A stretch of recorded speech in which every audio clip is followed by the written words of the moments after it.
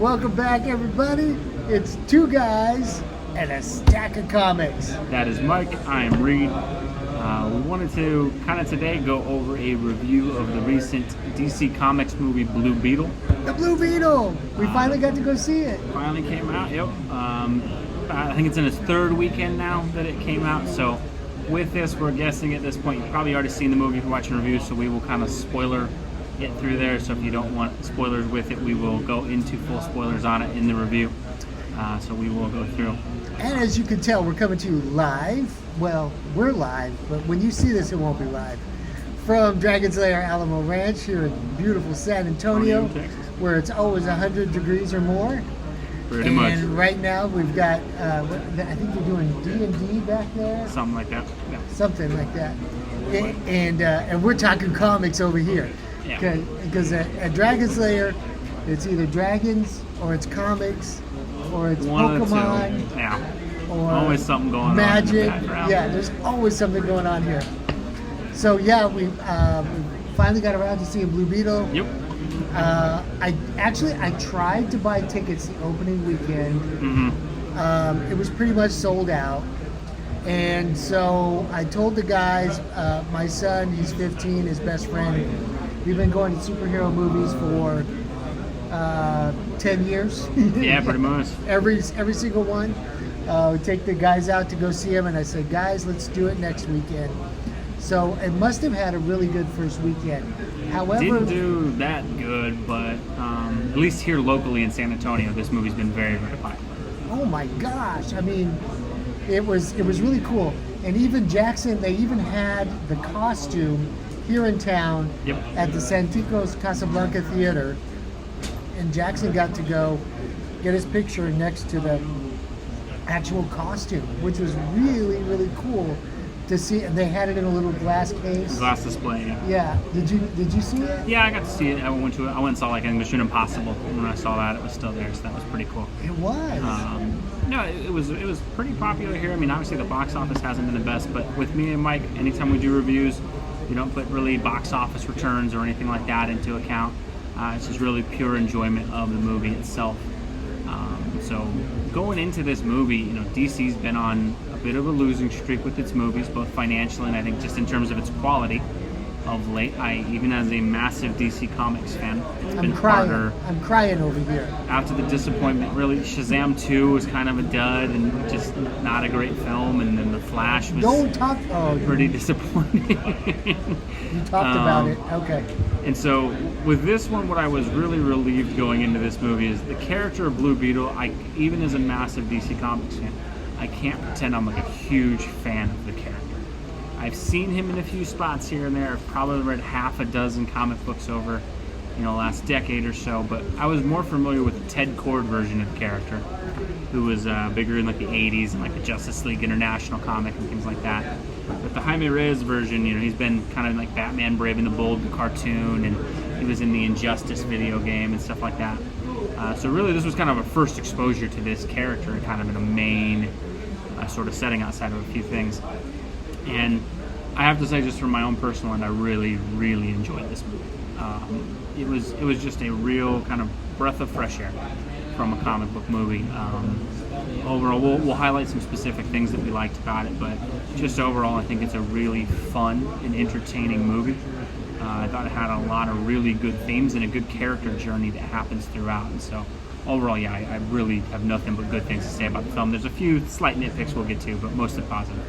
I really had a good time seeing this movie, and Jackson, my son, was psyched for it, and he's been a Blue Beetle fan forever. His introduction to the Blue Beetle was Brave and the Bold, so it was the Jaime Blue Beetle, and he fell in love with that character. Costumes for Halloween, and action figures.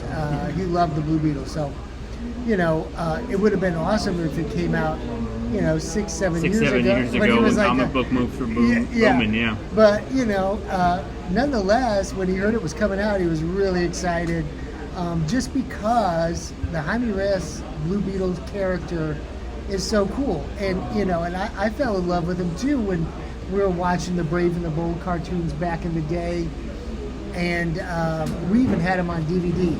And I can't tell you how many times we played that one where he takes off with Batman to outer space and they go to the time tunnel.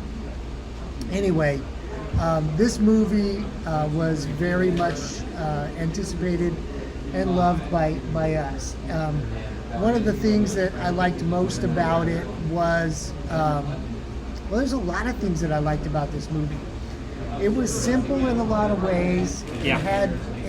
It had enough depth, and where the depth was, it wasn't confusing. It was character driven. Yeah. I like the fact that we get introduced to his family right away. I love the family setting, and I like the fact that I like the way the writers put the Cord's daughter into the plot. Mm-hmm. I don't know how that ties into the books or whatever. Yeah, no, nothing real comic But oriented there. it was kind of cool how like she became the love interest, and she was you know, her.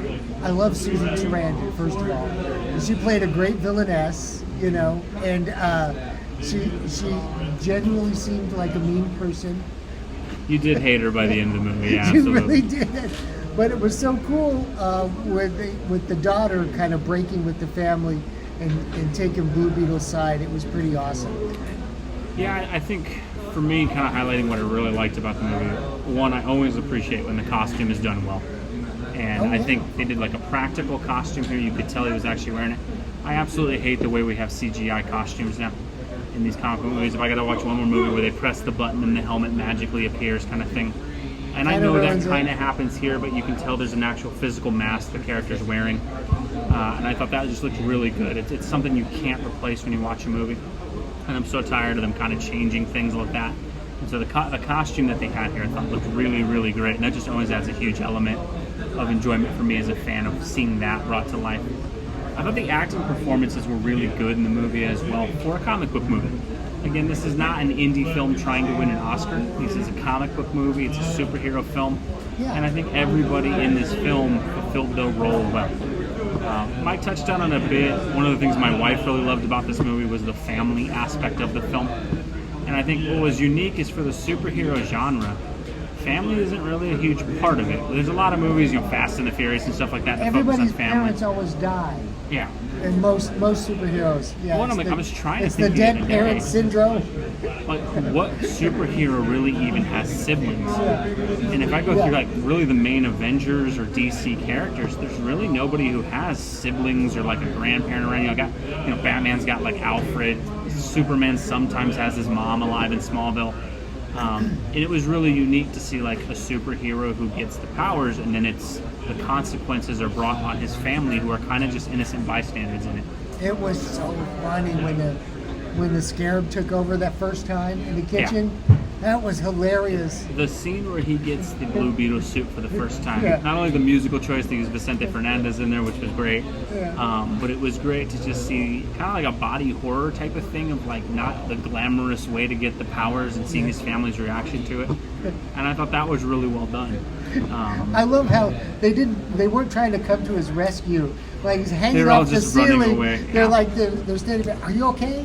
But they're not trying to I help. think he's possessed or something like that. It really brought a fun element to it. And I think the cool thing that I liked about this movie, and me and Mike talk about this all the time, tone for the character is what's important. And for Blue Beetle, for the Jaime Reyes version, who is a younger man, they brought the humor and the lightheartedness that needs to be there. I wouldn't have loved this tone for Batman. But for a character like Blue Beetle, it was works, so and I give them a ton of appropriate. credit for It it. was perfect. Um, Can we just talk about Grandma for a minute? so my wife loves the grandma I character. loved the grandma, and like she was a sleeper character, right? Like you I didn't thought know. she was great for Yeah. the scene. Her getting involved in the action scenes at the end was a bit much for me. I love that part. I was But- like, Grandma. My was, wife loved that part, so Oh I my get god, that was great. it. But yeah, I thought the family part of this, it was really well written, and I thought they did a great job of incorporating them into the story in a believable way, to where they do want to help, but like Mike said, like then some danger happens and they're not exactly thrilled about getting involved. The main character on the show, and the actor in this, I know it's from the show Cobra Kai. I'll botch his name saying it, but he did a fantastic job playing Blue Beetle. He's great on that Cobra Kai show. If you've never watched that, it's absolutely worth your time. He was fantastic as Jaime in this movie. He did a great job of bringing like a youthful energy, and I love when they cast a character with an actor who's the right age. The actor in real life's in his young 20s. He plays that well. It's not that Tobey Maguire in his mid-30s playing a high schooler syndrome in those Spider-Man. It's a little bit awkward, isn't it? You really see him and as a younger man, and he brings that believability to it. I just thought that was a really good job that they did there.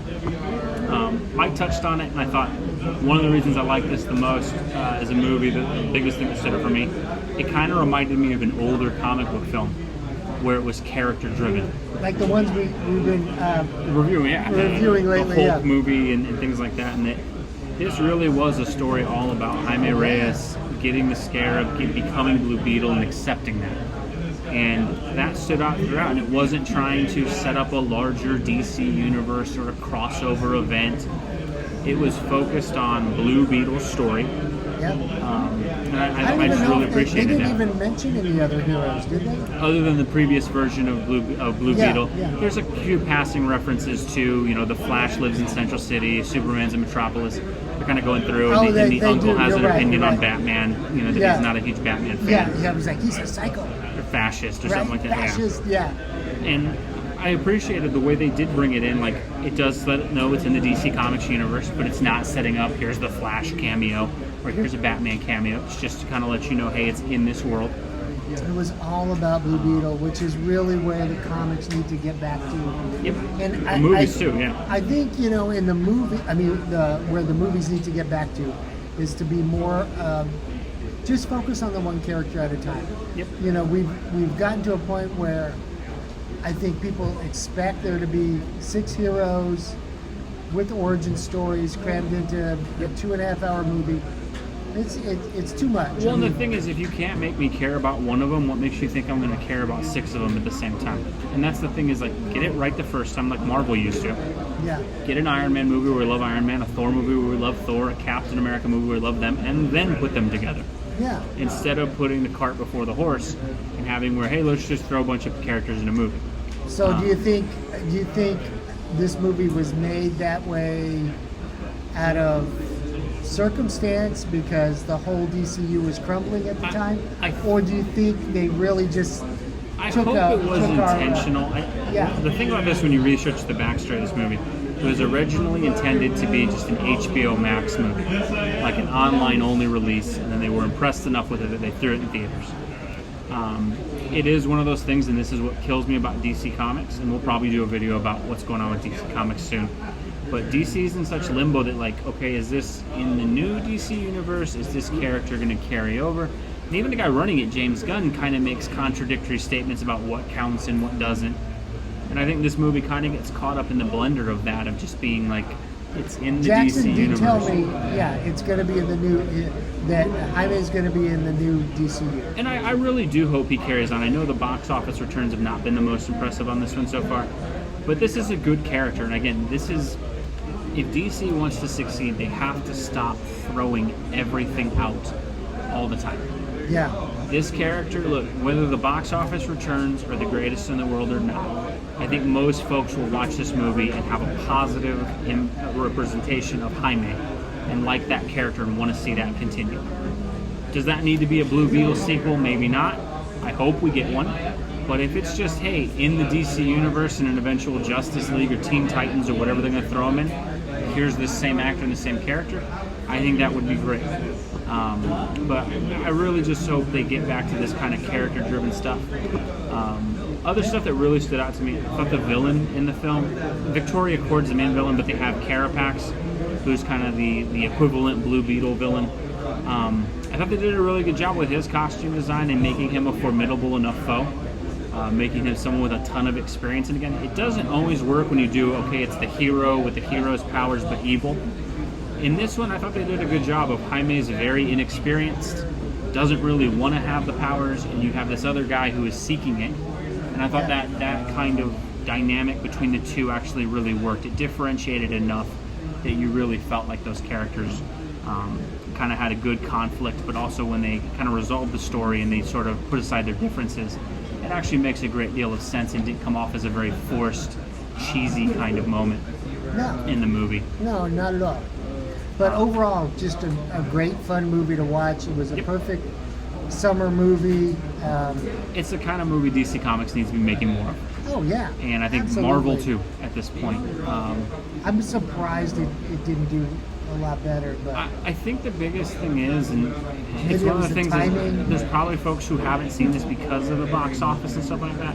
I hope you do go give it a shot. it's because fun. Oh my gosh, you can take the family, you can take the kids. It's a great movie. You know, DC has a reputation of going really dark. Yep. This movie is not like that. no, what was Um, great is it's not dark, but it's also not like superficial and cheesy. There's some elements of him heavy-handed stuff in here. There's some, Oh, yeah. stuff with his family and drama and things like that, where it's all done in a way where it makes it relatable. And show them the thing. So Jackson said there was lots of elements from those two. Yeah, so if you are interested in the comics, In DC that has movie. recently collected the original kind of 25 issues of Blue Beetle in these two trade paperbacks. They're both pretty well priced. Definitely worth a read if you like the character. And you get some different stuff from the movies, but a lot of elements do make their way into the film. Last thing I'll kind of mention as well, as a comic book fan, I think it's always cool when they can throw some stuff in that makes it accurate to the comics. I love that even though this focused on Jaime Reyes, they did not abandon Ted Kord as a character. You see the old Ted Kord suit, you get to see the old Blue Beetle, like kind of factory Batman cave-esque thing he Oh, has. and the little The Beetle tech, ship that the he has. Beetle ship, that was cool. And they did show some cool like newspaper clippings at the beginning of Ted Kord being a It superhero. gives it that little flavor. It that gives it a comic little flavor. bit Yeah, of you a gotta- legacy character to it. Yeah. And I love that they didn't just ignore Ted and kind of go like, forget it, we're moving on with this character. And I really appreciate that from the directors and the writers on it, because it shows there is a little bit of appreciation for us comic book fans Some who respect. know these. And that's always good to see. And again, I think that's more stuff that DC needs to do. But overall, really, really fun movie. I would encourage you to go watch it with your families, have some fun with it. A great film, much, much, much better than anything DC's put out in a long time. But thanks for joining us. Let us know what you thought of the movie if you've seen it below. Feel free to comment, like, and subscribe, and we will see you in our next video. Two guys and a stack of comics.